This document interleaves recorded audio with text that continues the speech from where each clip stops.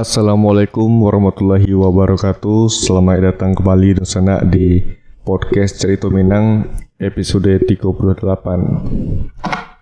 Semoga Dunsana sadonya dalam kondisi sehat selalu, amin.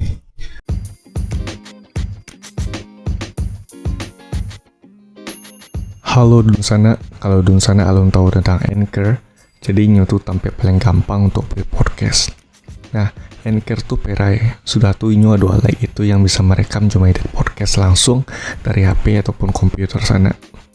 Beko, Anchor akan mendistribusikan podcast Dunsana ke Spotify. Dan yang terakhir, Dunsana bisa cuma hasilan pitih dari podcast tanpa pandangan minimum. Sadola yang Dunsana butuhan ada di Anchor. Unduh aplikasi Anchor secara perai atau buka anchor.fm untuk memulai.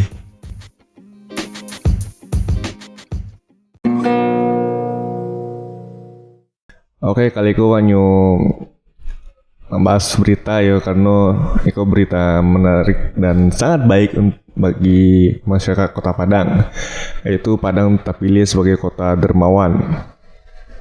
Jadi Lembaga Kemanusiaan Aksi Cepat Tanggap atau ACT memilih Padang, Sumatera Barat sebagai kota dermawan karena Allah menyerahkan donasi sebanyak 1 miliar rupiah lebih untuk Palestina, Rohingya, dan Lebanon melalui ACT Sumbar.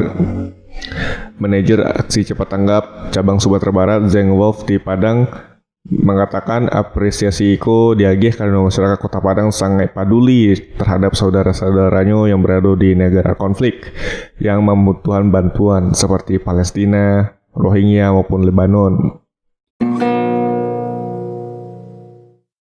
Bahkan masyarakat Kota Padang sendiri telah mempunyai satu ambulans pre-hospital di Gaza, Palestina, kata beliau.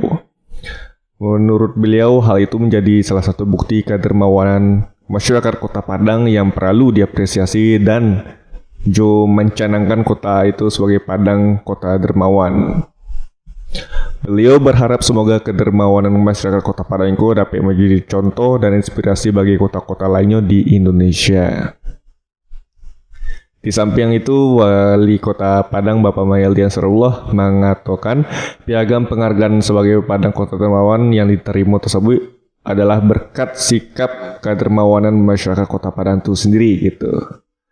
Penghargaan itu menunjukkan sikap masyarakat Kota Padang yang yubana peduli terhadap saudara-saudaranya yang membutuhkan, yang menjadi korban tragedi kemanusiaan. Beliau berharap semoga dengan memperoleh penghargaan itu menjadi penyemangat bagi masyarakat Kota Padang agar lebih dermawan lagi dan menunjukkan kepeduliannya terhadap saudara-saudara yang menjadi korban tragedi kemanusiaan.